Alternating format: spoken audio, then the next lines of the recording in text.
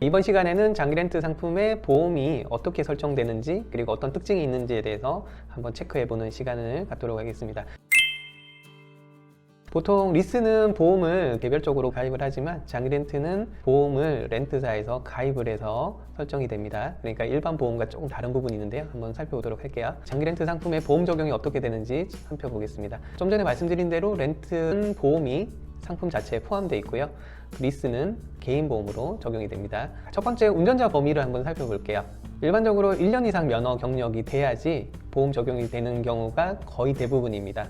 그 1년 미만인 경우도 가능한 경우가 있지만 대부분의 상품이 면허가 1년 이상 돼야 된다는 부분, 그리고 일반 보험처럼 연령이 많이 구분되어 있는 게 아니고요. 일반적으로 만 21세와 만 26세 보험으로 구분이 되어 있는 경우가 대부분입니다. 여러 가지 연령으로 구분되는 렌트사도 물론 존재합니다만 아주 특이한 케이스이기 때문에 일반적으로는 1년 이상 면허가 되고 만 21세와 만 26세 보험으로 구분된다 정도만 이해하셔도 거의 대부분 렌트 보험을 이해하신 거니까 기억을 해두시면 될 것 같아요. 우선 개인 같은 경우는요, 계약자 본인은 당연히 가능하겠죠. 그 다음 배우자 가능합니다.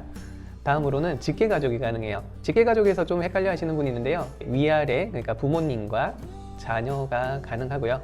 자녀의 경우는 이 연령도 함께 맞아야지 운전이 가능한 운전자 범위에 속합니다.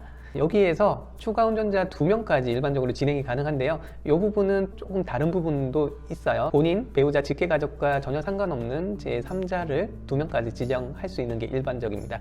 그리고 개인 사업자 같은 경우는요, 이런 개인의 운전 범위 조건과 동일하고요. 여기서 직원까지 추가로 가능합니다. 근데 직원은 정말 증빙이 가능한 직원이어야 돼요. 간혹 그냥 서류를 대략 만들어서 하면 되지 않겠냐 이렇게 설명을 하는 영업자들도 있고요. 그렇게 이해하시는 고객분들도 있는데 그렇게 하다가 정말 왕창 깨지는 수가 있어요. 그래서 확실하게 운전 자격이 되는 분들만 운전을 하셔야 됩니다. 다음은 법인 사업자인데요. 법인 사업자 같은 경우는 임직원들만 가능하다 이렇게 이해하시면 될 것 같아요. 법인은 2016년도부터 임직원 전용 보험 가입을 해야지만 경비 처리를 받을 수 있기 때문에 여러 가지 상품에 따라 조금의 차이는 있지만 그냥 임직원만 된다 이 정도만 이해하셔도 큰 범위 내에서는 이해를 다 하신 거니까요. 이 정도 범위 내에 연령과 1년 이상 면허 경력 요까지만 이해하시면 장기렌트 보험에 대한 운전자 범위는 99% 이해하셨다고 보시면 될 것 같아요. 물론 아까 말씀드린 대로 렌트사마다 일부 차이는 있을 수 있습니다. 다음은 보험 적용에 대한 부분을 한번 살펴볼게요. 렌트는 일반 보험이 아니고 영업용 보험이다 보니까요, 개별 보험과 조금 차이가 있습니다.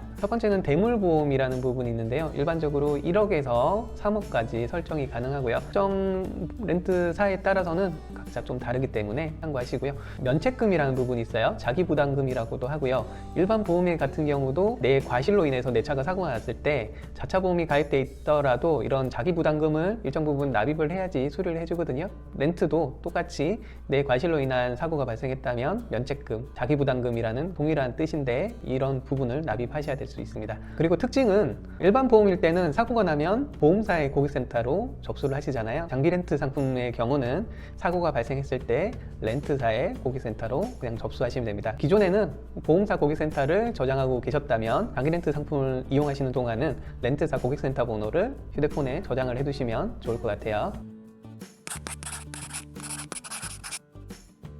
장기 렌트 보험도 간단하게 한번 설명을 드렸고요. 보험에 관련된 부분도 약관을 기반으로 한번 더 설명을 드리도록 할 테니까요. 좀 더 깊숙이 알고 싶다고 하시는 분은 다음에 중급자 편을 참고하시면 도움 될 것 같아요. 다음 시간으로는 위약금의 종류가 어떤 게 있는지 체크해 보도록 하겠습니다.